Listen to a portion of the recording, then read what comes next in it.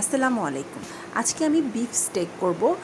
কুরবানির ঈদের পরে বিফ স্টেকগুলো করা আমার খুব পছন্দ, তাই আজকে আমি বাসায় খুব সহজে করে দেখাবো। তো এজন্য আমি মাংসগুলোকে শুকনা করে নিচ্ছি টিস্যু দিয়ে চেপে চিপে, যাতে কোনো একটু পানিও না থাকে।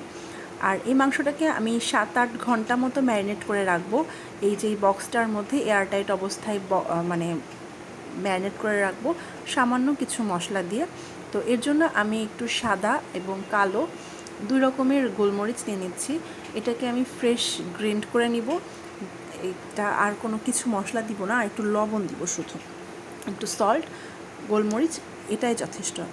আর সঙ্গে যুক্ত করব একটু ওয়েস্টার সস। সয়া সস আমি ইউজ করিনি, কারণ সয়া সসটা দিলে আমার কাছে মনে হয় বেশি এক্সট্রা ফ্লেভার যুক্ত হয়ে যায়, যেটা এই মিটের মধ্যে কোনোই দরকার নেই। আদা রসুনও কিছু ইউজ করিনি, এতে করে মশলাটা পুড়ে যায়। তো এই যে দেখেন, শুধুমাত্র ওয়েস্টার সস, লবণ এবং গোলমরিচ দিয়ে আমি 7 ঘন্টার জন্য ম্যারিনেট করে রেখে দেবো ফ্রিজে, নর্মাল টেম্পারেচারে। তারপরে প্যানে অনেক করে বাটার দিয়েছি। আর এই যে সাদা সাদা এগুলো দেখতে পাচ্ছেন, এগুলো হচ্ছে রসুনের কোয়া। এই রসুনের কোয়াতেই এটা ফ্লেভার যুক্ত হয়ে যাবে। এই রসুনের কোয়াগুলো মিটের সাথে এটা ভাজা ভাজা হয়ে যাবে। এক পাশ আমার ভাজা হয়ে গেছে, এটা আমি সেকেন্ড পাশ আমি উল্টে নিচ্ছি আমার একটা চিমটা আছে সেটা দিয়ে। আর এই তো ব্যাস, এর বেশি কিছু না। এরপরে জাস্ট কেটে খেয়ে নিলেই যথেষ্ট।